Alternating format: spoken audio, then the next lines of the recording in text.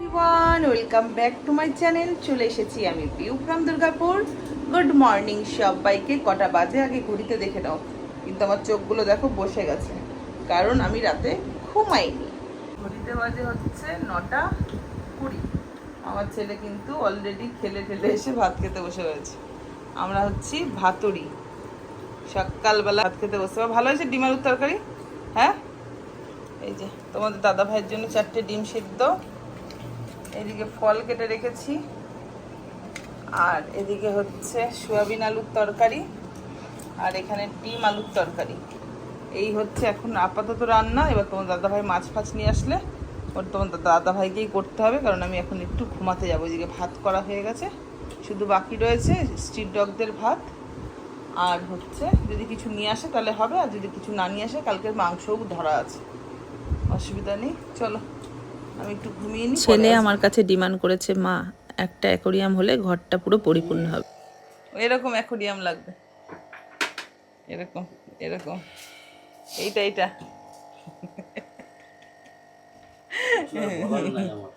সারা রাত থেকে সমস্ত কাজ কমপ্লিট করে ফেলেছি, রান্না বান্না, উঠান ধোয়া, ঘর মোছা, কারণ কাজের দিদি কদিন ধরে আসতে পারছে না, তোমাদের তো বলেইছি। আপাতত তেমন একটা কোনো কাজ নেই। এদিকে ননাই আর ননাইয়ের বাবা অ্যাকোরিয়াম পরিষ্কার করার জন্য আজকে লেগেছে। আমি এখন একটা ঘুম দেব সুন্দরভাবে, কখন উঠবো জানি না। দুপুরে ওরা নিজেরা নিয়ে খেয়ে নেবে। মা এদিকে আসো, একবার এদিকে মোবাইলটা নিয়ে আসো। কি একটা জিনিস দেখায়। দেখো মাছ, দাঁড়াও, দেখেছো চাষ কেমন করেছে মাছে। এই গোল পিসটা দেখো, এটা কিন্তু 4:30। আমি এখন খেতে বসছি। তোমাদের দাদা ভাই খেয়ে দিয়ে ডিউটি চলে গেছে, কিচ্ছু জানি না। আমি এত ঘুম দিয়েছি একটা, তাও কেউ আমাকে ডাকেনি জানো।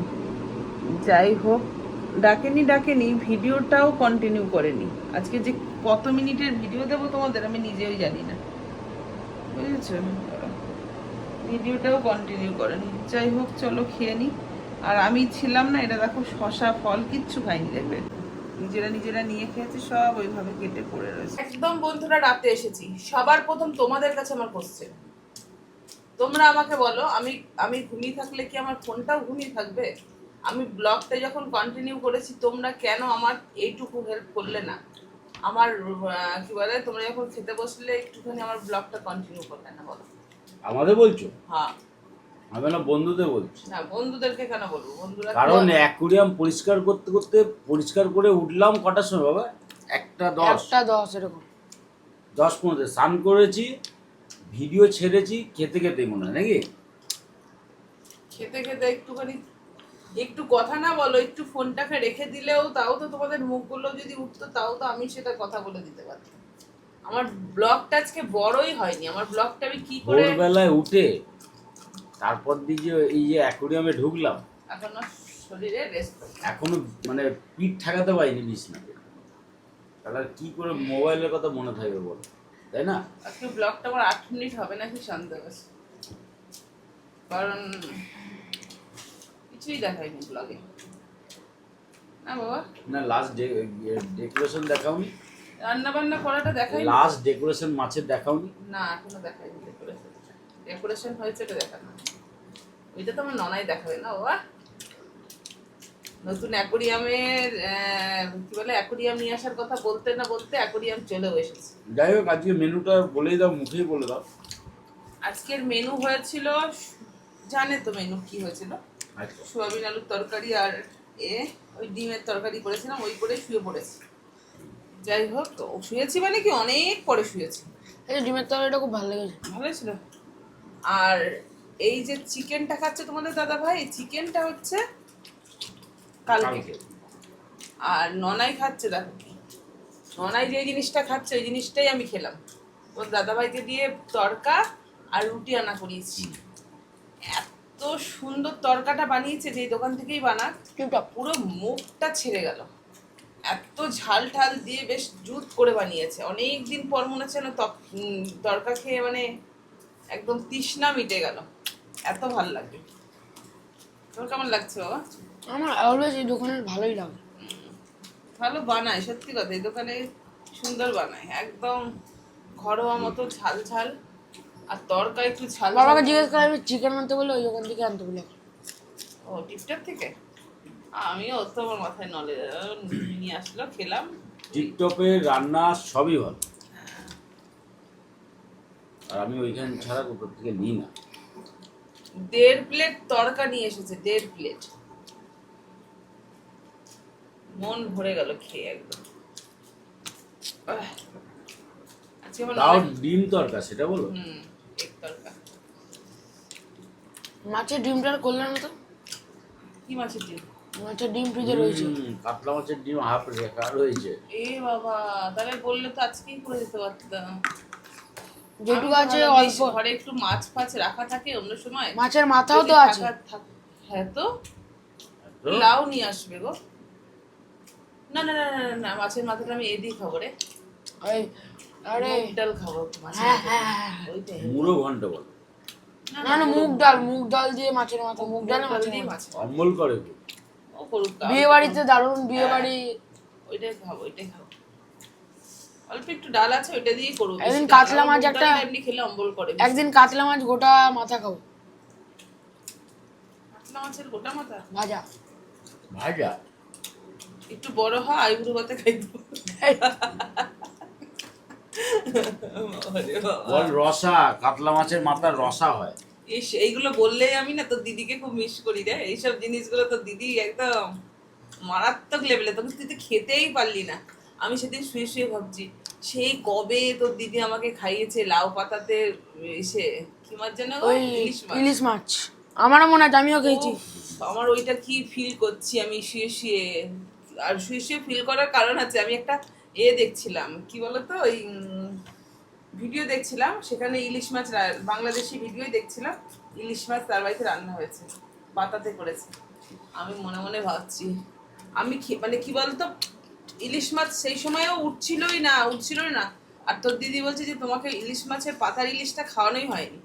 তারপরে বাবা একটা বড় টাইপের ইলিশ নিয়ে এসেছিল, ওইটা দিয়ে একদম ডিম ওই তো হালকা হালকা লাউ আছে পাতা দিয়ে না করে কি দিলাম। পাতা দিয়ে হ্যাঁ, করেছিল? প্রথমে ভাপি নিয়ে বেশ সুন্দর লাউ পাতাতে বসে গিট্টু মেরে ওই পাতাটা সমেত ইলিশ খেয়ে মাছ হুম।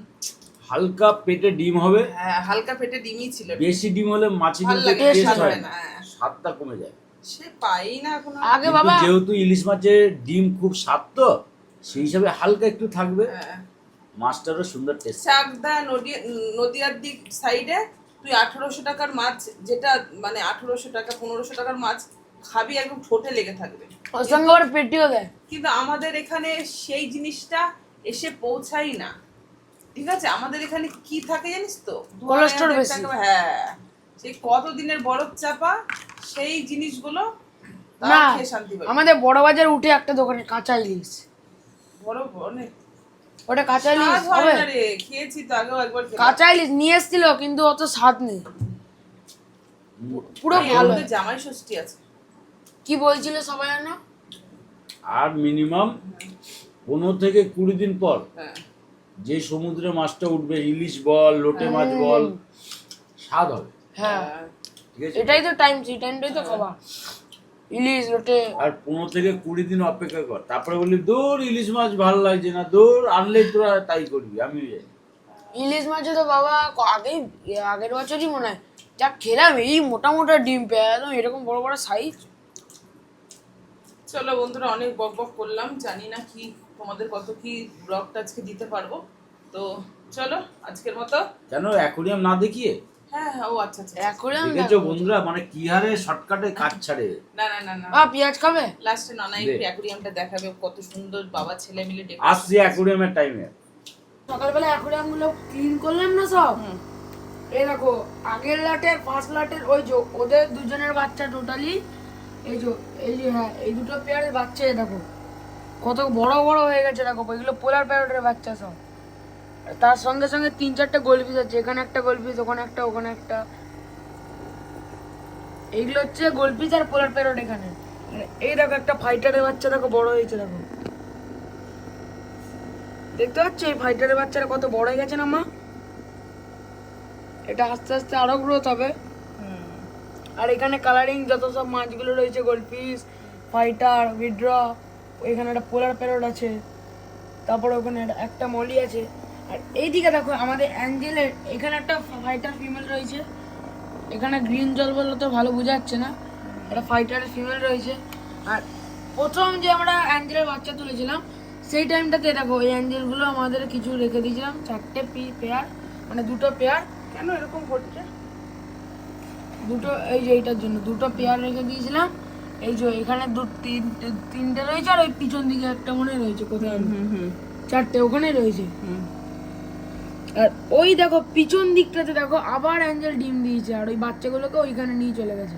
ফার্স্ট টাইমে ডিম দিয়েছিল এই যে এই কাছের এইখানটাতে, তারপরে আস্তে আস্তে এই যে এইখানটাতে ডিম দিয়েছিল এই জায়গাটাতে, তারপরে আস্তে আস্তে পিছনে নিয়ে গেছে। তারপরে এইদিকে দেখো আজকে একটা নতুন অ্যাকুরিয়াম কিনেছে, আর এই লটের বাচ্চাগুলো সব এইখানে রেখেছি। কেমন লাগছে অ্যাকুরিয়ামটা আগে বলো, সবাই কমেন্টে জানিও। কিন্তু এখানে আপাতত অত কিছু দিনই। আজকে আমরা গেছিলাম, বলেছিলাম যে বকুট কাঠ আছে নাকি, বললো বকুট কাঠ নেই। পরে অন্য সময় যদি আমরা ওই সব বাইরে দোকানে যাই তখন একটা বকুট কাঠ নিয়ে আসবো। একবার দেখে নাও ভালো। কত বাচ্চা দেখো, কিলকিলানি পোলার প্যারের বাচ্চা, তার মধ্যে আবার ও আবার ডিম দিয়ে দিয়েছে। আজকে ওর বাচ্চা ফুটেও গেছে। এই পেয়ারটা 3 দিন পরে ডিম দেবে। মোটমাট সব থেকে সহজ হচ্ছে পোলার প্যারটের বাচ্চা তোলা। সহজ বলে সবই, কিন্তু পোলার প্যারেটটা একটু বেশি সহজ। আর এখানে 1 পিস করে যদি ফাইটার রাখো তাহলেই বড় হবে।